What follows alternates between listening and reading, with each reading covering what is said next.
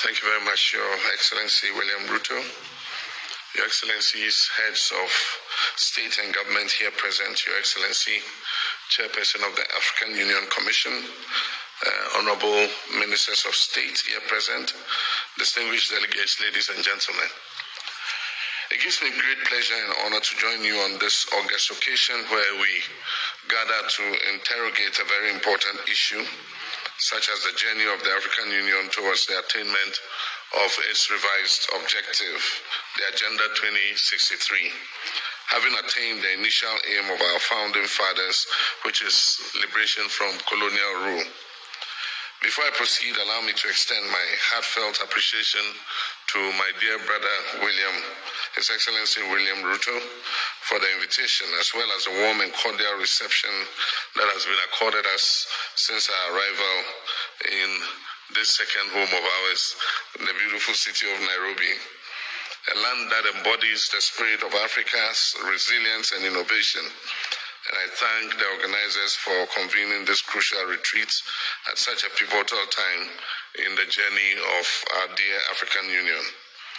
President Ruto, my heart has indeed been gladdened by your honoring my invitation and visiting Accra on the 7th January during my investiture ceremony. Your presence was an expression of the deep friendship between our good selves and our good nations. It underscored the strong, long-standing bond of friendship that has so happily existed between Ghana and Kenya. And I look forward to working closely with you to deepen these relationships for the mutual benefit of our two peoples. Your Excellencies, today we gather not just as leaders, but as stewards of a vision of an Africa that is united, self-reliant, and prosperous. This vision was first articulated by the founders of the Organization of African Unity and later advanced by the establishment of the African Union, and it remains our guiding light and principle. Yet as we stand at the crossroads of opportunity and challenge, we must critically reflect on our progress and recalibrate our strategies to meet the evolving needs of our continent. The reform agenda of the African Union is a bold and necessary initiative aimed at transforming our continental body into a more efficient, financially independent, and effective institution. The African Union, as our collective institution, has achieved remarkable milestones in its journey, and that is from spearheading the African Continental Free Trade Area to advancing peace and security through initiatives such as the African Union Mission in Somalia, AMISOM, and the African Peace and Security Architecture, APSA. The AU has demonstrated its potential as a unifying force. However, the challenges we face today demand more than just incremental progress. They require some bold and transformative reforms. Our continent faces a unique set of challenges: youth unemployment, food insecurity, climate change, governance deficits, and conflicts in many regions. At the same time, we're witnessing global shifts that necessitate a reimagining of Africa's place in the world. The African Union must evolve to become more agile, efficient, and impactful in addressing these new challenges. The AU must streamline its decision-making processes to ensure that they are timely and results-oriented. Bureaucratic inefficiencies undermine the confidence of our citizens and international partners, and overlapping mandates which hinder effective decision-making. By streamlining the AU commissions, clarifying roles, and eliminating redundancies, we can establish a more agile organization that is better equipped to address the evolving needs of our continent. Efficiency must be the guiding principle in how we conduct our affairs, ensuring that our policies and programs translate into real change for our people. We must adopt mechanisms that prioritize accountability, transparency, and value for money, ensuring that every resource is maximized for the benefit of the African people. Your Excellencies, one of the fundamental pillars of reform is AU's financial autonomy. The over-reliance on external partners for funding compromises the organization's independence and ability to set its own agenda. The implementation of the Kigali decision on financing the Union must be expedited. A self-reliant African Union is not just a vision we have, it is an imperative to achieve. Your Excellencies, without peace there can be no development. The AU must strengthen its capacity to prevent, mediate, and resolve conflicts. This includes adequately resourcing the African Standby Force and leveraging partnerships to address emergency threats such as terrorism, cybercrime, and climate-induced displacements. Indeed, this is very important for us, especially in West Africa, considering the challenge we face from terrorism. Africa's future lies in its youth.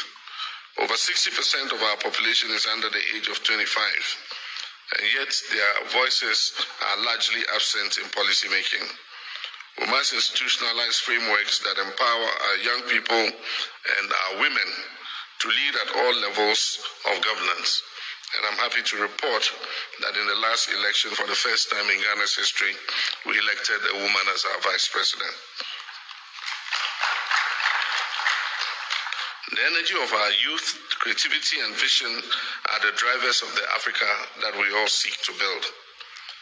The African Continental Free Trade Area has set the foundation for a single African market, but much work remains to be done. We must address the barriers to trade, we must harmonize regulatory framework, and invest in infrastructure to unlock the potential of intra-African trade. Additionally, the AU must champion technological innovation and digital transformation as catalysts for economic growth and inclusion. And in this, we wish that the African payment system that allows us to pay seamlessly for goods traded between our countries is expedited so that we can have a system of exchange. Ladies and gentlemen, none of these reforms will succeed without committed leadership at every level of the African Union. We as heads of states and government have a duty to lead by example, to prioritize the collective good of our people over our parochial interests, and to act decisively in the interest of our continent. But leadership does not end with us. The Union must foster partnerships with civil society, the private sector, and the African diaspora, whose contributions are vital in shaping and implementing reforms. This is a shared responsibility, and together we can achieve the African Union we all envision. To achieve a conflict-free Africa, we must strengthen the Africa Standby Force and enhance our collaboration with regional economic communities. A well-coordinated and responsive security mechanism will allow us to address conflicts swiftly without over-reliance on external actors. Additionally, good governance, respect for human rights, and the consolidation of democracy must remain at the heart of our efforts to maintain stability and peace across our dear continent.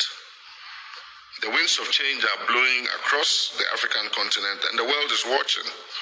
Let us rise to the occasion not just as participants in history, but as architects of a brighter future. Together we can and will shape a stronger, more resilient, and more united Africa. This retreat presents an opportunity for candid dialogue and bold action.